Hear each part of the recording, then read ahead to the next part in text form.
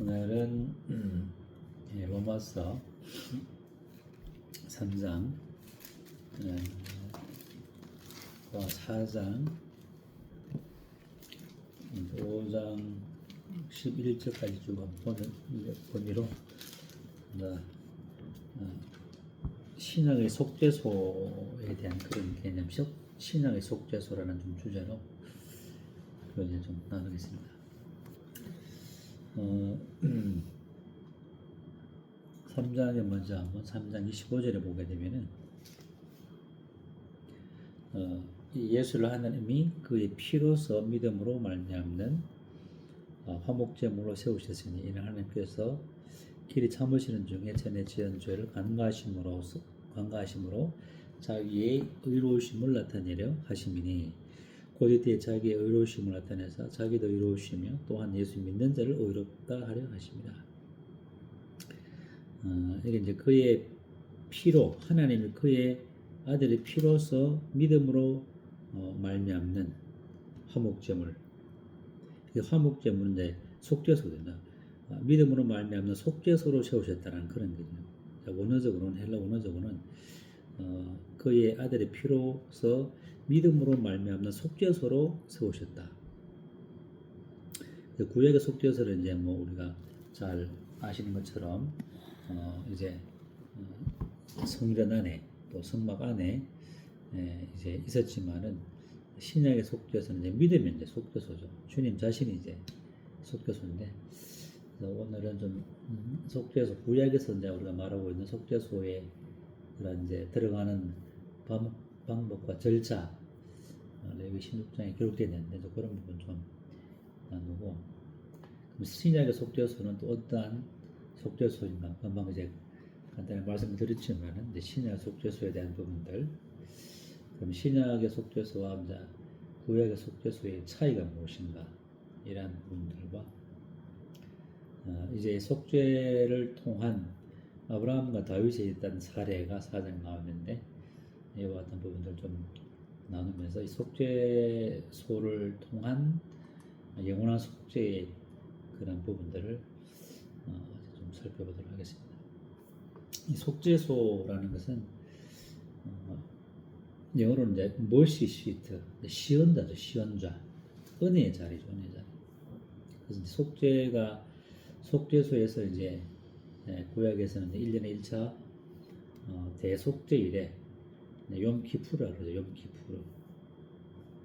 여기 16장에 이제 나오는데 히브리로 달력으로는 이제 티슈리월 10월 이제 지금 히브리어로는 7월 10일 돼 있고 태양력으로는 보통 이제 9월 말에서 10월 초에 이제 욤키푸르 대속죄일인데 원래는 이제 10월 1일 저녁부터 10월 2일 저녁까지가 이제 욤키푸르 대속죄일이라고 하네요. 10월 1일이 무슨 요일이죠? 그때 원래는 그렇게 대속죄일이라고 하는데 이 대속죄일 욤키푸르 욤이라는 것은 날이고 키푸르는 이제 속죄라는 의미인데 속죄의 날이죠. 1년에 1차 대제사장만이 들어갈 수 있는 유일한 그런 이제 자신의 죄와 백성들의 죄를 다 도말하는 속죄는 그런 이제 속죄일이죠.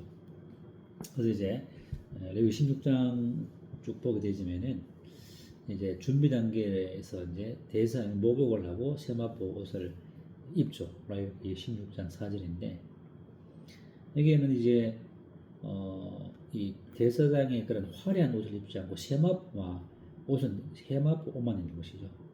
어떤 그 견장을 차고 그런 것이 아니라 세마포만 입고 이제 지성소에 이제 들어가게 되는데 이제 먼저 수송아지로 대상의 자신과 그의 가족들을 위한 속죄 제물을 이제 드리죠. 송아지로. 그래서 송아지로 속죄제를 드리고 향로의 향을 이제 가득히 피워서 속죄소 위에 이제 향을 다 덮죠. 죽음을 방지하기 위해서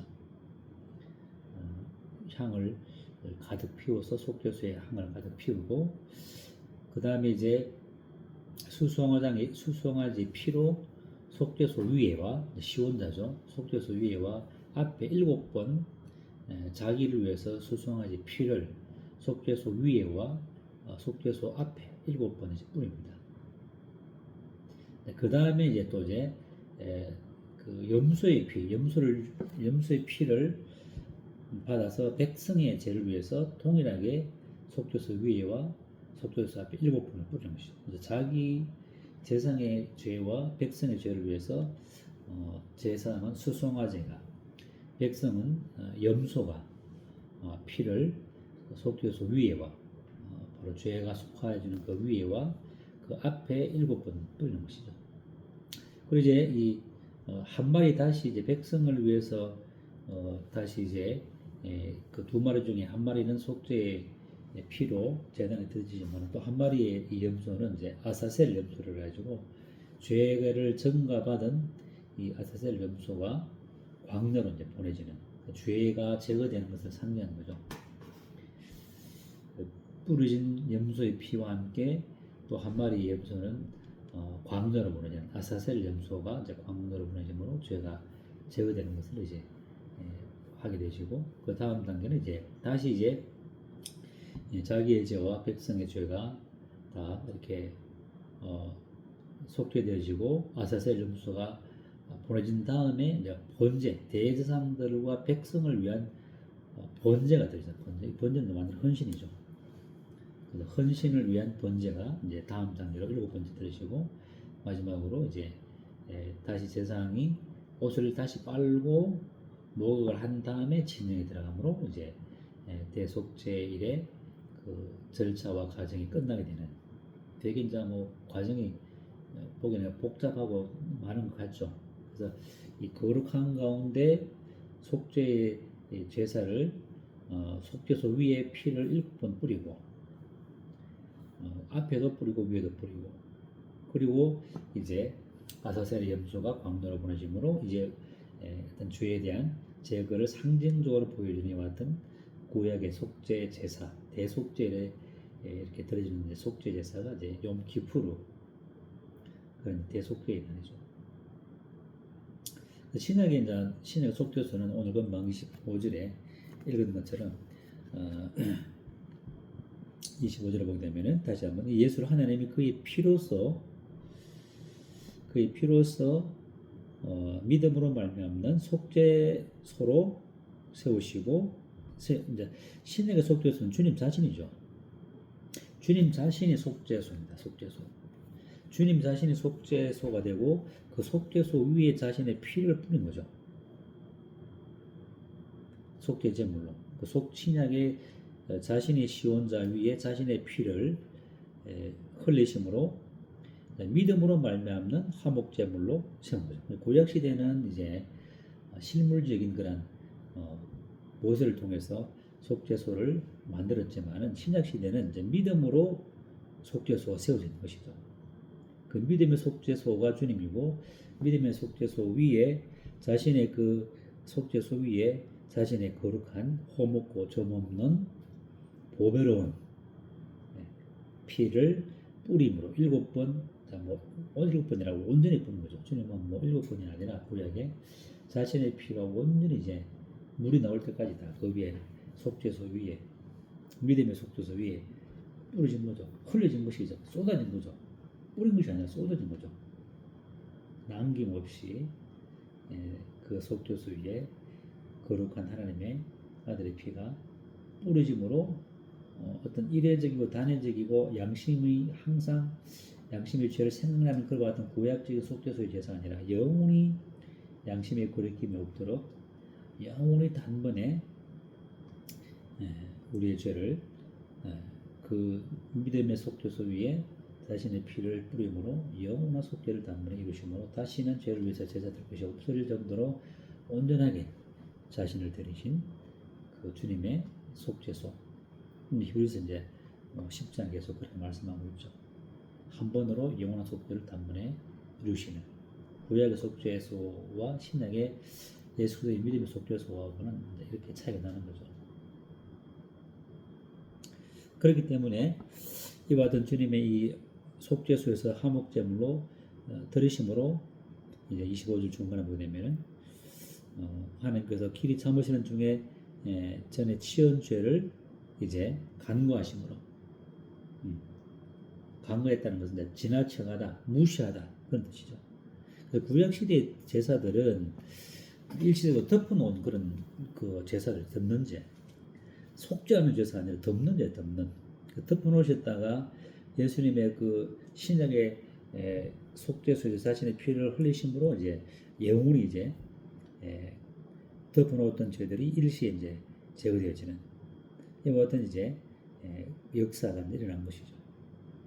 그래서 구약의 성도든 신약의 성도든 주님의 믿음으로 세워진 그 속죄소 위에 자신의 피를 들이심으로 말미암아 구약의 성도든 신약의 성도든 이제 온전히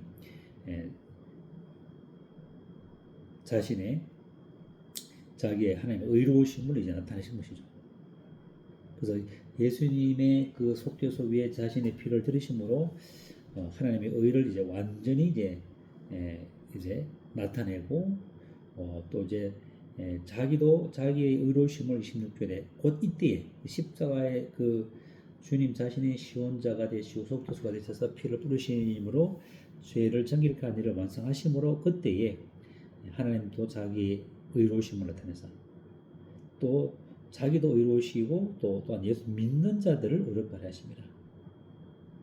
하나님의 의를 나타내셨고 또 아들이 하나님의 의를 나타내셨고 이미 하나님의 의는 이미 계획되셨고 예정되셨고 예언자를 통해서 여러모로 말씀하신 거란 그것들을 이제 아들이 그 의로움을 나타내신 것이죠. 그 의로움을 완성하신 것이죠. 시온자에서 자신의 피를 온전히 들으심으로 온전히 쏟으심으로 그래서 하나님도 의롭고 예수 믿는 자도 의롭고 의와 의가 만나서 이제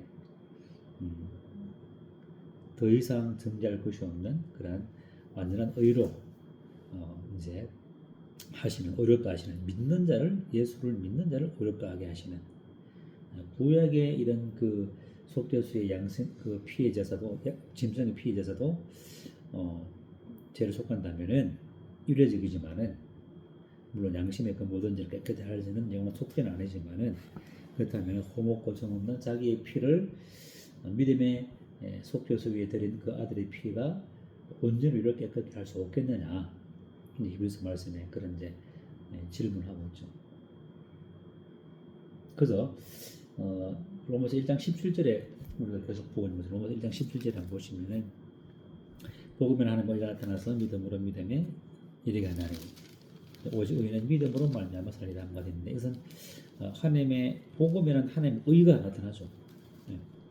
왜냐하면 예수 그리스도의 자신이 속죄소가 되시고 그 속죄소 위에 단번에 영원한 의를 이뤘기 때문에 이 복음에는 하나님의 의가 나타나고 또 믿음으로 믿음에 이르게 하나니 다윗에게는 뭐냐면 복음에는 하나님의 의가 믿음의 원리 위에서 믿음에게 계시되었으니 이렇게 이제 번역하거든요.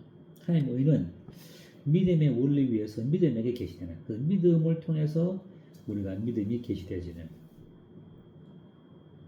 그래서 어떤 그 인간적인 자의적인 애씀의 믿음이 아니라 믿음이 주님께로부터 주어지는 그 믿음의 원리 위에서 믿음으로 말미암아 우리가 복음에 나타나는 의를 우리가 믿게 되시는 그런 좀 개념을 할 수 있겠죠. 그래서 복음에는 하나님의 의가 믿음의 원리 위에서 믿음에게 계시되잖아요. 그래서 믿음에서 믿음을 하고 믿게 되면 믿음의 계시가 주어지고 그 믿음의 계시를 통해서 믿게 되지는 그것은 믿음에서 믿음으로 거룩에서 거룩으로 영광에서 영광으로 믿음을 갖게 되면 율법의 그림자가 율법의 수건이 벗어져서 영광의 주님을 영광의 복음을 영광의 하나님을 이제 보게 되는 것이죠. 그래서 이 신약의 속죄소는 이와 같이 그리스도의 피가 자신의 그 속죄소 위에 뿌려짐으로 말미암아 단번에 모든 것이 이렇게 믿음을 통해서 믿음의 계시를 통해서 우리가 하나님도 의로 하나님 정말 의를 이렇게 계획하셨을 뿐만 아니라 의를 완성하셨구나라는 것에 대한 하나님에 대한 신뢰와 함께 그 우리 자신도 의롭다 하시는 이와 같은 믿음을 통해서 하나님이 의가 위에서 뿌려지고 우리는 믿음으로 말미암아 주님께서 주신 그 믿음의 은혜를 따라서 의가 땅에서 음도됨으로 말미암아 찬란한 아름다운 그런 의가 꽃피우지는 이 신약의 속죄소의 본체이신 예수 그리스도 그 속죄소를 만드는 거 보면은 어떤 이어붙이는 것이 없죠. 전부 망치로 두들겨서 속죄소 그를 만들고 또 그 이어서 천사들을 천사들 그 위에 이렇게 계속 이제 망치로 두들겨서 천사들이 속죄소 위에 보고 있는 그런 이제 속죄소를 보게 되는데 이거 주님께서 온전히 고난 받으심으로 말미암아 피 뿌리짐으로 말미암아 아사셀의 그 연무소가 광교로 하는 것처럼 우리의 죄가 이제 주님께로 전가되어서 이제 영원한 속죄를 당분에 그래서 동일새에서 먹는 것 같이 아무리 동이 새를 쫓아가도 만나지 못하는 것처럼 영원한 속죄를 이루신다는 주님의 속죄, 주님은 아들이고 하나님이기 때문에 자신을 속죄소로 삼으셔서 자신의 피를 흘렸다면 우리는 더 이상 이제 더 이상 필요가 없는 더 이상의 제사가 필요 없는 거죠. 한 번의 제사로 영원히 속죄할 수 있는 효력이 충분하다는 것이죠.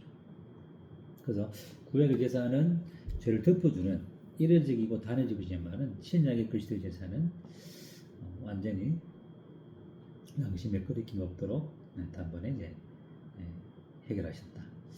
그와 같은 사례를 이제 4장에는 아브라함과 다윗을 통해서 이 다윗과 아브라함은 우리가 출중한 사람들이죠. 믿음의 조상 또 다윗을 통해서 예수 그리스도가 나아가게 하는 이 위대한 그 믿음의 우리의 선조들을 보게 될 때 이들은 행위로 구원받았느냐? 아니라는 것이죠. 그래서 4장 3절에 성경이 무엇을 말하느냐? 아브라함의 하나님을 믿음에 그것이 그에게 의로 여기신 바 되었다. 아브라함이 하나님을 믿었지 자기 자신에 대해서 솟아나는 행위적인 믿음이 아니라는 거죠. 하나님의 믿었다는 것은 뭐냐면은 24절에 보면 4장 24절에 의로 여기심을 받을 우리도 위함이니 곧 예수 우리 주를 죽은 자 가운데서 살리신 이를 믿는 믿음. 예수 우리 주를 죽은 자 가운데서 살리신 이를 믿는 믿음이 아브라함의 믿음이에요. 부활의 믿음이에요. 부활입니다. 내 믿음이 아브라함이 내가 믿음을 이제 쌓아서 내가 믿음을 의지적으로 발휘해서 하는 것이 아니라 하나님께서 그 아들을 죽은 자 가운데서 살리신 그것을 믿는, 그것은 나의 믿음이 아니죠. 하나님께서 이루신 그 사역을 의지하는, 신뢰하는 그런 믿음이죠. 그러니까 이제 바랄 수 없는 중에 바란 거예요. 바랄 수 없는 중에. 그래서 19절에 보게 되면은 백산화되었고 몸이 죽었고 살아의 태가 닫힌 것을 알고도 믿음이 약해지지 않고 믿음이 없어지지 않고 하나님의 약속을 의심치 않고 견고하게 되어서 영광을 돌렸는데 그것을 의로 여겼다는 거죠. 이런 믿음은 자기에게서 나온 것이냐? 물론 어떤 여러 가지 경험 속에서 그런 믿음이 또 싹튼 것도 있겠지만 근본적으로 하나님은 죽은 자를 살리시는 것을 그는 알았기 때문에 하나님께로부터 주어진 이와 같은 믿음 속에서 자기 나이도 그렇고 살아도 죽은 것 같고 했지만은 믿음이 약해지지 않다 이렇게 말하고 있죠. 흔들리지 않고 그게 바랄 수 없는 중에 바라는 18절에 아브라함이 바랄 수 없는 중에 바라고 믿는 것. 우리 내적인 그 상황을 본다면은 율법적인 상황을 본다면은 우리는 우리 자신을 바를 수가 없죠. 죄를 물마시던 하고 우리의 의는 너덜너덜한 그런 거지 같은 옷을 입고 있는 그런 사람이 어떻게 내 속에서 솟아오르는 믿음을 의지할 수 없다는 거죠. 하나님을 바라봤던 하나님을 쳐다본 적, 목뱀에 달린 그 뱀을 쳐다본 적 낳는 것처럼 우리의 믿음의 근거는 죽은 자 가운데 살리신 하나님과 예수 그리스도의 그 속죄수에 관한 보혈의 피의 능력을 의지하는 것이죠. 바랄 수 없는 적에 바라는 것이 있는 것이죠. 바라는 수 있는 것을 바라면 믿음이 아니죠. 나는 이제 아직 뭐 50세 살아도 이제 40이 됐으니까 충분히 나을 수 있죠. 그것은 믿음이 아니죠. 그거는 뭐 누구나 할 수 있는 믿음이 필요 없는 거지만은 믿음의 조상 아브라함은 이와 같은 상황 속에서도 바라고 믿었다. 하나님이 나를 위해서 죽었다, 영원히 속죄했다. 이것은 이제 어떻게 그게 가능하지? 여전히 내 속에 있는 것 같은데, 그렇지만 하나님의 능력을 이제 믿는, 하나님을 신뢰하는 그 신뢰가 믿음으로 이렇게 이어지는 거죠. 그렇게 될 때 믿음의 계시를 통해서 이런 믿음이 이제 오게 되는 거죠. 그래서 그런 이제 의의를 아브라함이 받았고, 아브라함이 받은 믿음은 율법이 오기 전에 믿음이거든요. 율법하고는 아무 관계 없는 믿음이죠. 율법과 전혀 무관한 믿음이 아브라함을 의롭게 하는 것처럼, 또 다윗도 보게 되면은 이제 5절에 4장 4절에 일하는 자에게는 그 삭스를 은혜로 여긴다 그랬죠. 은혜로 여기지 아니한다 그랬죠. 보수로 여기죠. 그래서 죄 6장 23절에 보면 죄의 삭은 사망이에요. 죄의 삭은. 죄의 삭은 뭐냐? 죄의 품삯이거든요. 죄의 품삯. 죄에도 품삯이 주어집니다. 그 뭐냐? 사망. 좋은 품삯이죠. 미치는 품삯. 도저히 받기 힘든 품삯을 주는 거죠. 죄인이 죄를 짓게 되면은 그 품삯을 줍니다. 대가를, 노동의 대가를 주는데 뭐죠? 사망이 사망. 끔찍한 품삯이죠. 그러나 하나님의 선물은 그래서 예수로 말미암는 안에 있는 영생이라. 이것은 은사는 싹이 아니죠. 선물은, 영성은 싹이 아닙니다. 품삯으로 주는 게 아니죠. 율법의 행위를 주는 게 아닙니다. 선물로 주는 선물로. 그 점에 죄는 품삯을 받지만은 선물은 품삯이 없는 거죠.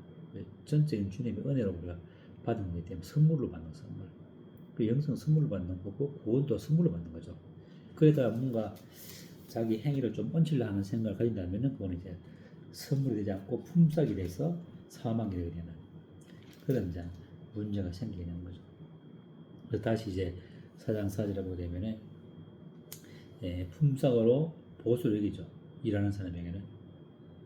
죄를 짓는 사람은 그렇게 되는 거죠. 그러나 5절 이를 아니할지라도 경건하지 아니한 자를 어렵다 하시는 이를 믿는 자에게는 그의 믿음을 의로 여기시나니. 이를 아니할지라도 경건하지 않은 사람을 어렵다 하시는 이를 믿는 자. 이거는 뭐 인간의 이론과 상식으로 안 맞는 것이죠. 이것이 뭐냐면 지식을 초월한 그리스도의 말씀이죠. 지식을 초월한, 인간의 지식과 인간의 상식을 초월한 하나님의, 이런 것을 바라고 믿는 거죠. 우리가 이런 것을 바라고 믿는 것이 참된 믿음인 거죠. 이런 안 했는데 어떻게 우리가 어렵다 하게 되지? 그러나 그것이 하나님의 약속인 것이죠. 그래서 6절에 일한 것이 없이, 그래서 일하지 아니할지도 긍견치 아니한 자를 어렵다 하시는 것. 이게 뭐냐? 5장에 보게 되면은 5장 6절에 우리가 예정할 때에 기약대로 그리스도께서 경건치 아니한 자를 위해 죽으셨다.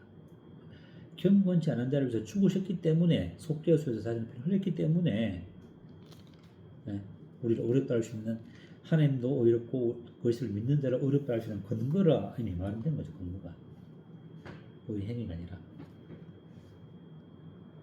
놀랍죠. 경건치 않았는데 더럽고 우상을 쫓았고 본질상 진노자 아니었고 마음이 딱딱해서 하나님을 섬기지 않고 도리어 우상을 섬기고 곤충을 섬기고 사람을 섬기고 태양신을 섬기고, 그런 우리들을, 경건치 않고 더럽고 부패한 죄인되고 원수된 우리를, 그런 경건치 않은 자를 까지도 그 아들과 그 아들의 사역 위에, 속죄소 위에 뿌려진 그 피를 믿는 자에게는, 그 효력을 의지하는 자에게는 그것을 믿음으로 여기고 의로 여긴다는 거죠. 이건 이제 시편 보면은 시편 32편을 기록하고 있는 거거든요. 그 7절에 6절에 일한 것이 없이 하나님께로 의로 여기심을 받는 사람의 복에 대하여 다윗이 말한 바 불법이 사함을 받고 제가 가려 여기심을 받은 사람은 복이 있고 주께서 그것을 인정하지 아니할 사람은 복이 있다. 이건 시편 32편 1절 이하의 말씀을 인용한 거거든요. 시편 32편은 다윗이 바세바하고 이제 범죄하고 난 다음에 죄를 해결했을 때에 하나님께서 그에게 하신 약속의 말씀이거든요. 우리가 다윗이 지은 죄만큼 그런 죄는 안 지었죠. 어떤 면에서는 바세바하고 음행하고 바세바의 아내를 죽이는 실제로 죽여버렸죠. 우리는 실제로 그래 죽이지 않았거든요. 그런 사람도 의로움을 받는 거예요. 하나님의 그 믿음을 통해서. 그렇다면 우리는 뭐 그 정도는 아닌 그런 정도의 죄는 안 지었잖아요. 그렇다면 충분히 우리가 경건치 아니한 자이지만 다윗보다 더 경건하죠. 우리가 어떤 면에서는 그런 경건치 아니할지라도 우리가 일한 것이 이제 경건치 아니하고 의롭지 아니한 우리는 어떤 죄인이라는 전제가 깔려 있죠. 죄를 짓는 죄인이라는 전제가 깔려 있지만은 그러므로 경건치 아니하지만은 그러나 이미 그 아들 예수 그리스도께서 자신을 속죄소로 삼으시고 자신의 피를 뿌림으로 말미암아 우리가 이미 다 정결케 된 그 영원한 속죄 속에 우리의 믿음이 포개질 때에 그 믿음을 의로 여기시는 일도 안 했는데 의롭다 하시고 일도 안 했는데 의로 여긴다. 참 복 있는 사람이죠. 이런 사람은 제일 복 있는 사람이죠. 공짜 거저 받는 은혜 보고 이런 사람이 복 있는 사람이죠. 공짜 좋아 얼마나 우리가 좋습니까? 근데 영원한 생명을 공짜로 주겠다 하는데 이걸 거부한다면 이제 믿음이 없는 거죠. 그러니까 그래서 그런 사람이 이제 이런 사람이 복 있는 이런 사람이 이제 나중에 이런 복을 받은 사람이 시편 1편에 고백을 하게 되는 거죠. 복 있는 사람은 악인의 길을 쫓지 않고 죄인의 길에 서지 않고 오만한 자의 자리에 앉게 되지 않는 실제적인 의로 이제 가게 되네. 법적인 의인이 됐다면 실제적인 삶 속에서 의의 종으로서 의의 병기로 들게 될 때에 악인의 길을 쫓지 않고 죄인의 길에 서지 않고 오만한 자의 자리에 앉게 되는 그런 능력이 이제 주어지는 거죠. 성령으로 말미암아. 그래서 7절에 불법의 사함을 받고 제가 가림을 받고 그런 사람은 복이 있다. 복이 있다. 복이 있다. 복이 있다. 3번이나 말하고 있죠. 주께서 그것을 인정치 아니하고 간과하는 지나쳐버리는 이런 복이 우리에게 믿음으로 주어지는 복이죠. 이런 이제 기가성 같은 아브라함과 다윗도 이와 같은 믿음으로 말미암아 시온자에서 뿌려진 예수의 보혈의 피가 그들을 이런 깨끗한 고백을 할 수 있는 한번 10편 32편 한번 볼까요? 10편 32편에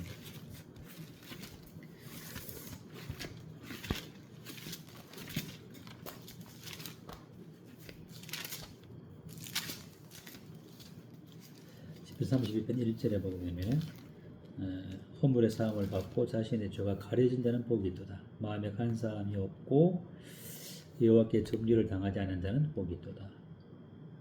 그렇죠. 마음에 정죄를 안 받는 거죠. 이제 이미 속죄소 위에 그리스도의 거룩한 보혈 피가 뿌려졌기 때문에 이런 이제 은혜가 우리에게 임하는 거죠. 그래서 로마서 5장 보게 되면은 금방 5장 6절은 받고 8절에 우리가 아직 죄인 됐을 때에 그리스도께서 우리를 위해 죽으심으로 하나님께서 우리에 대한 자기의 사랑을 이미 최종적으로 확증했다는 거죠. 더 이상 보여줄 사랑의 패가 없다는 거죠.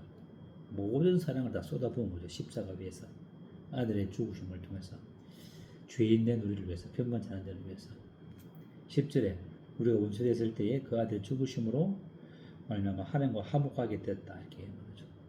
우리로 하나님과 화목케 하는 그 기본적인 근거는 주님의 아들의 죽으심이고 아들의 피 흘리심이고 그런 것 위에 우리가 기초하고 있다는 것이죠.